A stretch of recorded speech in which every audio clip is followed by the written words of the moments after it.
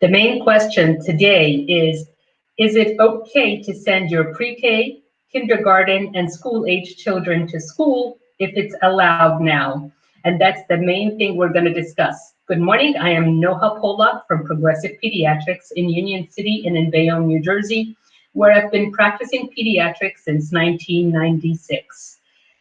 We have been getting many phone calls and emails about whether parents should be sending their pre-K, kindergarten, and school-age kids back to school if it's allowed in their community. And that's why I'd like to address it today. So the bottom line is there's no such thing as no risk. So there is low risk, but no risk. So if your child's potential school or school is going to follow certain guidelines, then there's very low risk of your child getting COVID in school. And if your child does get COVID in school, it's very unlikely that your child will be very sick from COVID. So if there's no high risk people that your child is in contact with, then your child can go to school and have very little risk of getting very sick. But again, there's no such thing as no risk.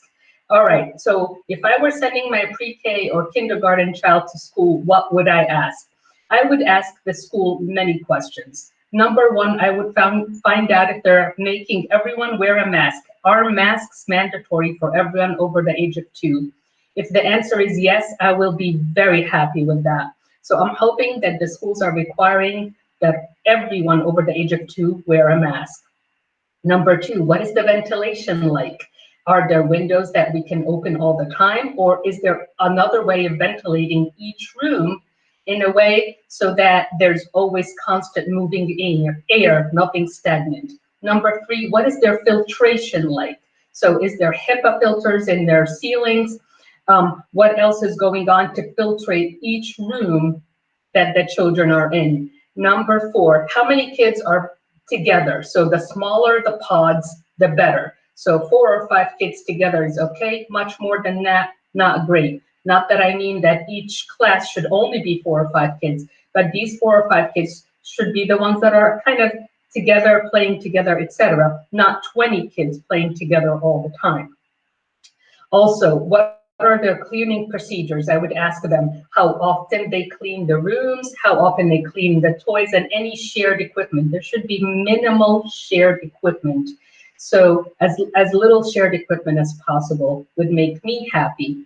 And what are their procedures for anyone who has common cold symptoms or fever? Do they require everyone with symptoms that could signify COVID to get tested? And if they are tested, do they require that it's a negative test before the child comes back? If the answer to that is yes, and if they trace contacts, I would be much happier with that.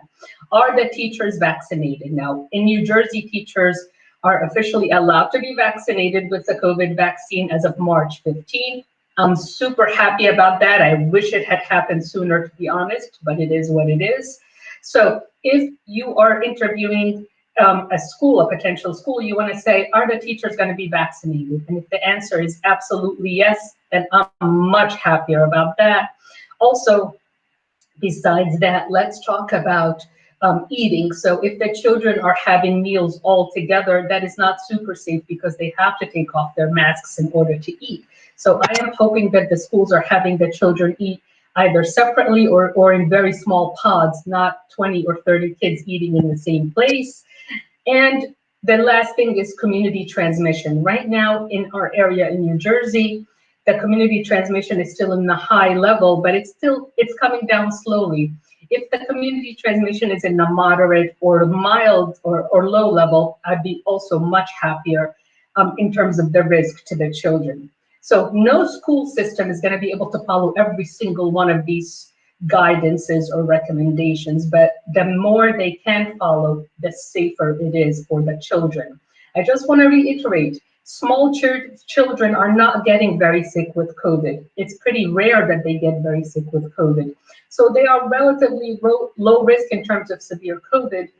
And with all of these mitigation measures, or as many as possible, then the risk of actually catching COVID in school is very, very low. In our practice, it's been 1 year since COVID began. As you all know, we have diagnosed many kids with COVID, and the great majority of them, I would say 98% of all the diagnoses we made with COVID this year in children, these kids were infected either by their parents or in after school activities such as basketball. This past week, we had a few basketball transmissions. So be careful what you do, and just letting you know that, pre-K and K kids are not at high risk, especially if the school takes these mitigation measures.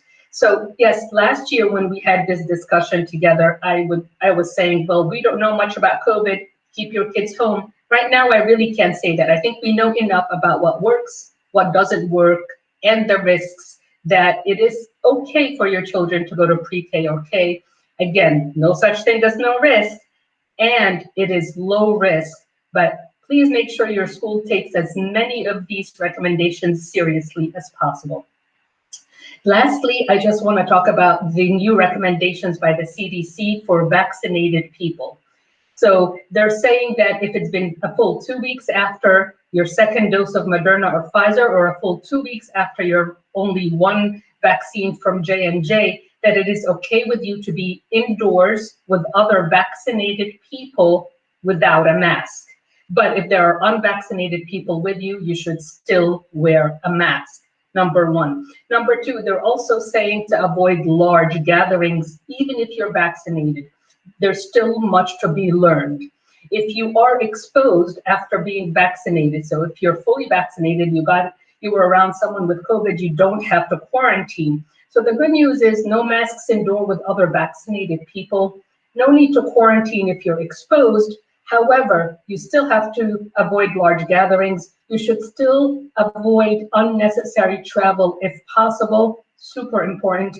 Number three, if you have symptoms, even if you've been vaccinated, especially if you have fever, shortness of breath, cough, vomit, you should get tested. Just because you got the vaccine doesn't mean you're never going to get COVID. We don't know the answer to this yet. So if you have symptoms, you should still get tested, even if you've been vaccinated. And there's no change in the travel guidance. So grandparents, if you're coming from Florida and you want to visit the newborn, especially newborns, are higher risk. We don't know exactly how their body will react to COVID. You still have to quarantine a bit, and you have to put on a mask. So that's really the bottom line with the CDC guidelines. I hope you enjoyed my message today. If you did, please share it with your family or friends. And if you have a moment to give us a Google review on Progressive Pediatrics, that would be wonderful. Again, at Progressive Pediatrics, we're open 5 days a week in Bayonne, 7 days a week in Union City, and we're there to help you and your family stay healthy and well. Have a wonderful weekend. Bye-bye.